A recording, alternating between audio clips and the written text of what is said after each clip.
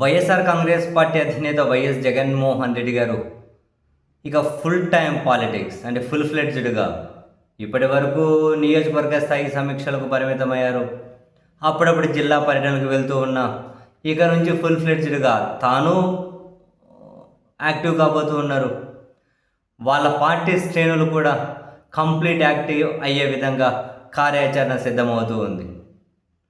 And ఎటు next సంవత్సరం జగన్మోహన్ రెడ్డి గారు పాదయాత్ర చేయబోతూ ఉన్నారు కాబట్టి ఆ లోపు వీలైతే జిల్లాల పర్యటనలు, క్షేత్రస్థాయి నుంచి క్యాడర్ను మొత్తం సమాయత్తం చేసి తన పాదయాత్ర స్టార్ట్ అయిన తర్వాత ఇక మళ్ళీ ఎక్కడే కనుక లోపాలు కనిపించకుండా ఎక్కడ పెద్దగా మార్పు జరుపు లేకుండా అప్పటికే మొత్తం సెటరైట్ చేసుకోవాలని చెప్పి ఆలోచన చేస్తూ ఉన్నట్లుగా కొన్ని సంకేతాలు అయితే కనిపిస్తూ ఉన్నాయి.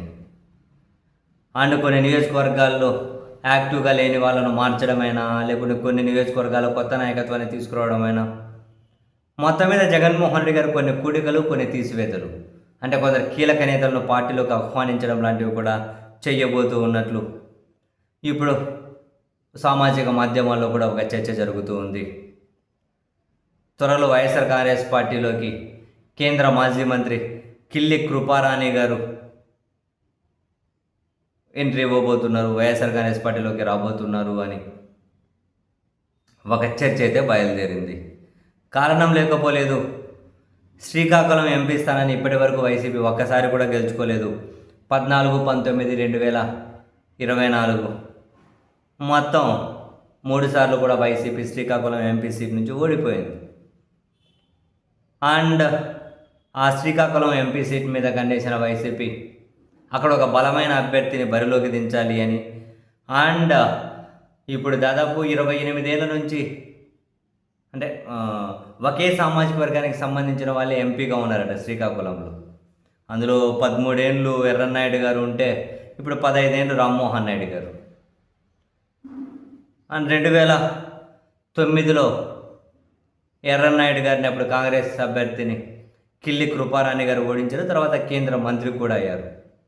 ఇప్పుడు మళ్ళీ కిల్లి కృపారాణి గారిని వైసీపీలోకి తీసుకొని వచ్చి అక్కడ ఎంపీగా పోటీ చేయిస్తే బలమైన అభ్యర్థి అవుతారు అని ఒక మహిళ, మరో బలమైన సామాజిక వర్గం అక్కడ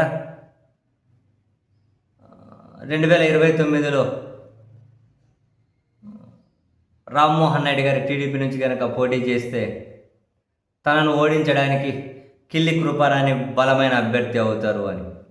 ప్రస్తుతం ఆమె కాంగ్రెస్ పార్టీలో ఉన్నారు. త్వరలో వైఎస్ఆర్ కాంగ్రెస్ పార్టీ కండువా కప్పుకోబోతున్నారు అని పెద్ద ఎత్తున చర్చ అయితే బయలుదేరింది. మరి నిజమేనా? సో కిల్లి కృపారాణి గారు వైసీపీలోకి వచ్చే అవకాశం ఉందా? ఒకవేళ నిజంగానే వైసీపీలోకి వచ్చి శ్రీకాకుళం నుంచి పోటీ చేస్తే ఒక బలమైన అభ్యర్థి కావచ్చు అని ఒక అంచనా అయితే నెలకొని ఉంది.